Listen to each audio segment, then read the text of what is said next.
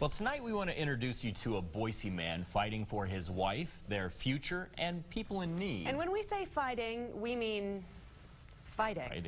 Matt King has a behind-the-scenes, all-access look into the man and the world of mixed martial arts. Yeah, everyone, Michelle. Drew Nelson fights mixed martial arts. As you said, he does it for a living. He started fighting because it was fun, but now he'll readily admit the money matters. And he could make a lot of that if he keeps up what you're about to see.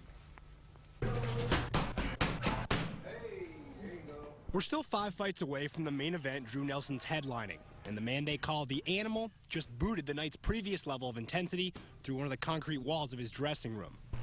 To this point, we'd watched amateurs grapple and flail in front of 10,000 paying customers rabid for a glimpse of contained violence.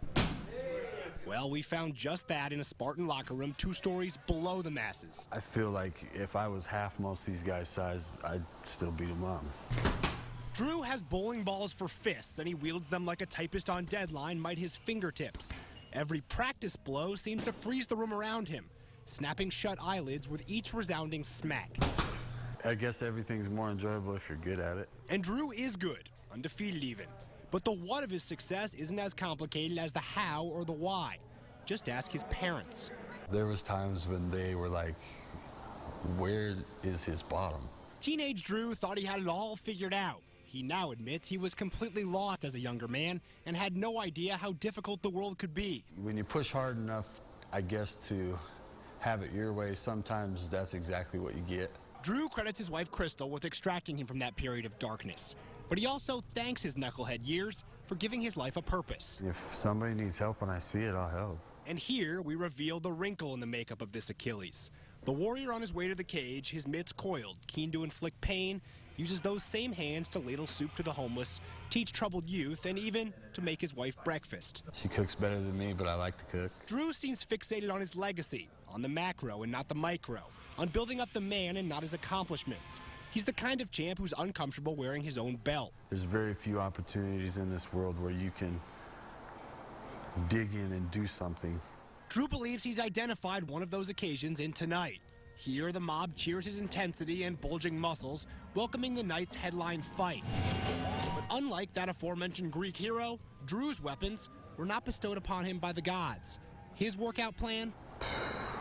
Up at 5:30, gym by 7, stretching, sparring, weights, core, back work, cardio, and that's all before lunch. Detractors call him gorilla, juice monkey, and roid head. But Drew's never failed a blood test. I've dealt with the big dumb guy thing. No, for Drew, it's not the critic who counts. Not when he's the guy actually in the arena. His face streaked with sweat, and he hopes, not blood. And not when he's got Crystal. At first, when we met, I went out to meet her family, and I showed up, and it's kind of weird telling somebody's dad, you know, well, I fight in like boxing. No, a little different than that. And then they're looking at you and you have tattoos, and at the time, a blonde mohawk. And you're telling me a 6'2", 260-pound MMA super heavyweight champion who says he likes to feel out his competition by dropping them to the mat was also nervous to feel out his father-in-law. Yep. Actually, Drew calls that man's daughter the only opponent who frightens him. You learn how to navigate the smack talking better because you get in trouble. That's one fight that I don't want is with her. And at this point, this is one fight Will Heinrich doesn't want. He thinks he's going to get the best of this, I guess. And I understand that attitude or whatever, but he's not. He's going to get the worst of all of it. One of those same fists, twitchy and eager for so much of the night, well, now it finds a target and revisits it again and again. Too many times for the judge, he calls the fight. The main event over in less than 2 minutes. The reigning, still undefeated champ raises his belt and hustles to share the night's success with his wife. I fight hard for her. You know, not just in a cage, you know. I've never loved something so much in my life. And yes, that includes fighting. Drew's good at what he does, and there's money and belts and perhaps fame ahead if he wants it. The big show, the UFC and all that stuff isn't going to hit me like, oh, wow, I'm here.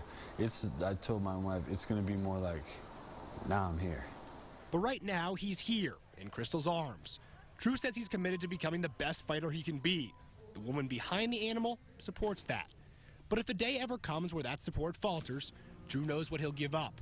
Because this, right here, is exactly where he wants to be. It's a big fan right here. Wow, what a fighter. Now, you actually had a chance to hold a pad if you wanted to and take one of those kicks. Yeah, and I declined that. That was not going to happen. What did they say? I mean, you do so many stories, and you only have so much time usually to do a story, and you're hustled. It's really not that hard to make a good impression in 15 minutes if you're intelligent.